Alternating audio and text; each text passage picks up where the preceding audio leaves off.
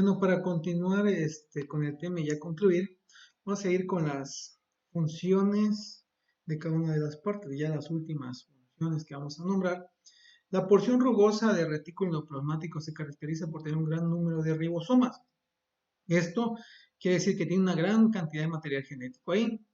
Entonces, al tener material genético es muy importante para la formación de moléculas proteicas, ya que se sintetizan en el interior de las estructuras del ribosoma, que extruyen la parte de las moléculas proteicas sintetizadas directamente hacia el citosol.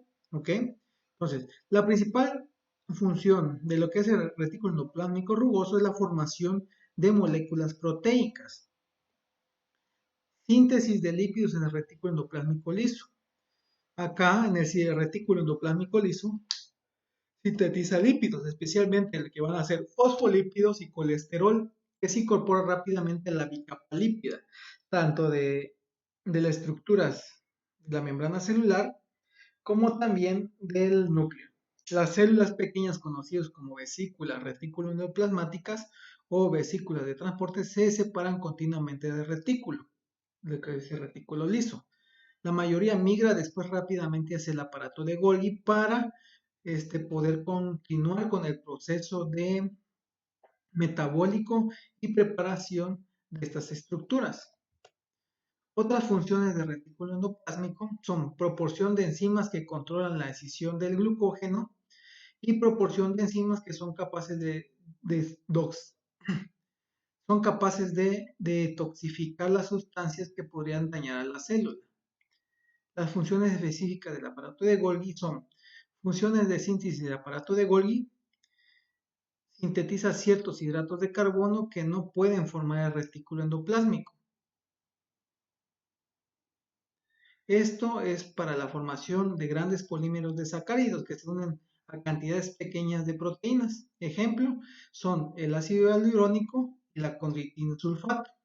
Estas dos sustancias son tan importantes que se van a ir aprendiendo para las articulaciones. Muchas de estas sustancias se encuentran en articulaciones, el ácido hialurónico y la condroitinsulfato.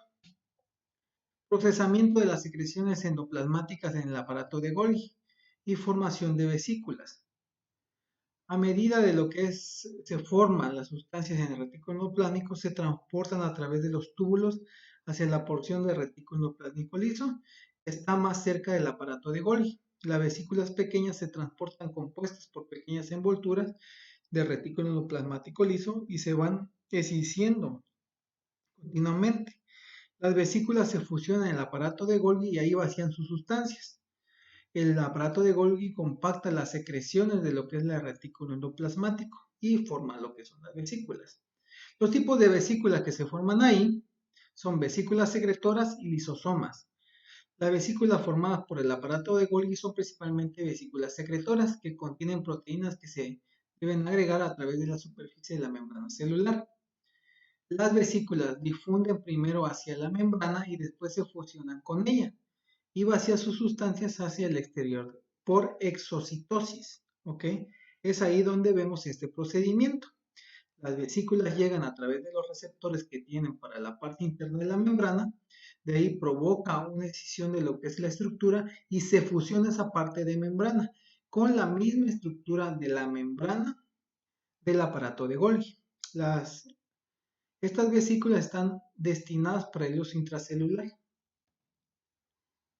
Extracción de energía de los nutrientes, función de la mitocondria. Ya habíamos hablado de la mitocondria, que prácticamente su principal función es extraer energía a través de los hidratos de carbono, las grasas y las proteínas. Dentro de la célula, los alimentos actúan químicamente con el oxígeno, bajo la influencia de lo que son las enzimas, y controlan la reacción y catalizan la energía liberada en la dirección adecuada. El producto que se va a llegar a formar es el ATP a través de las reacciones oxidativas que se llevan dentro de lo que es la membrana interna de la mitocondria. Y tuve un pequeño problema, disculpen. Y vamos, a partir de ahí se terminan los elementos más importantes de los tipos más comunes de células. Posteriormente acá vamos a ver la función o la capacidad de movilidad de las células. Hay células que se tienen que mover, por ejemplo, los espermatozoides es una célula que tiene movilidad. Las bacterias, hay unas bacterias que totalmente tienen una movilidad muy, muy características. Esos son los elementos que vamos a ver.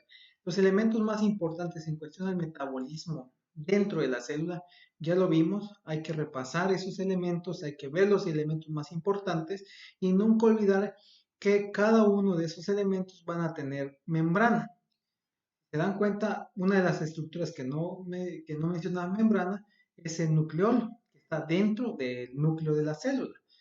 Y posteriormente la mayoría tiene membrana o son partes de estructuras de membrana. La locomoción de las células. Hay mecanismo de locomoción amebiana. ¿Eso qué quiere decir?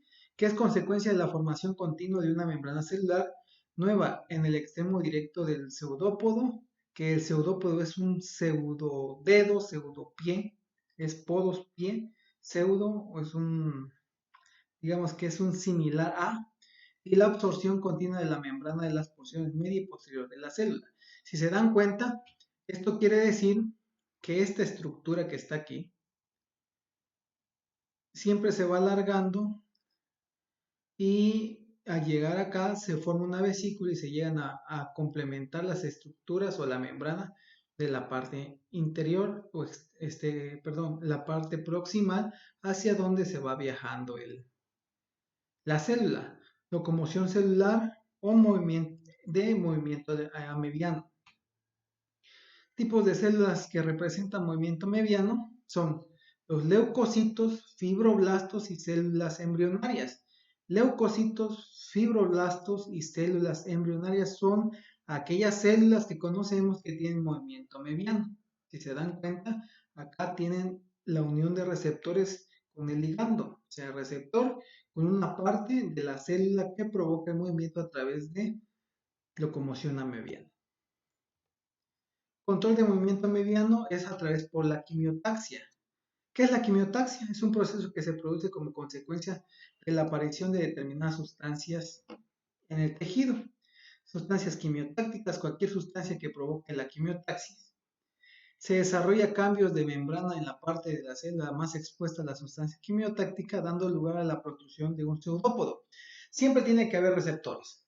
El receptor de la célula que se va a mover sobre la superficie va a tener lo que es unión de receptores.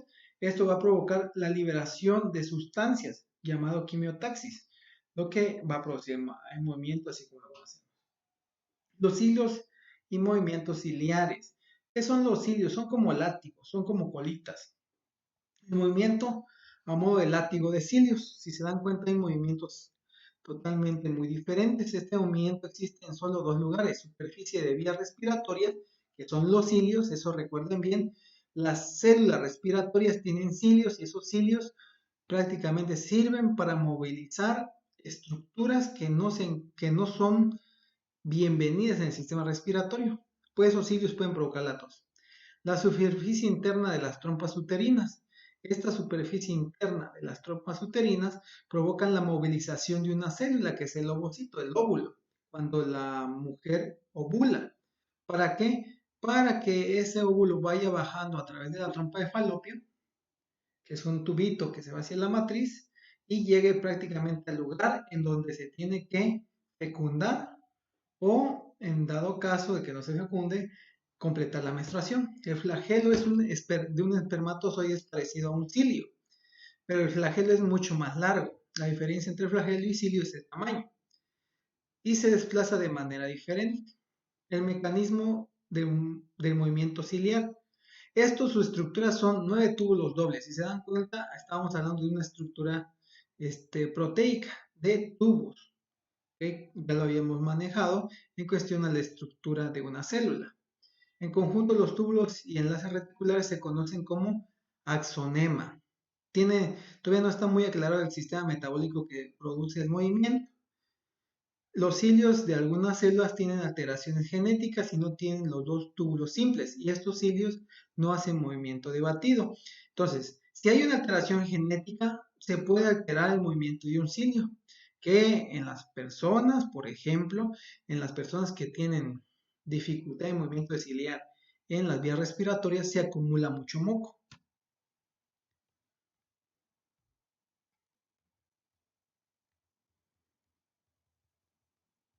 Y prácticamente eso sería la última diapositiva. Traten de repasar los elementos y las funciones más importantes de lo que es la célula. ¿Qué función tiene cada uno? La estructura de la membrana lo vamos a ver posteriormente de manera más específica, pero quiero que cada uno de ustedes se aprenda la función de cada una de esas estructuras que vimos. ¿Ok? Por mi parte sería todo y nos vemos en la próxima.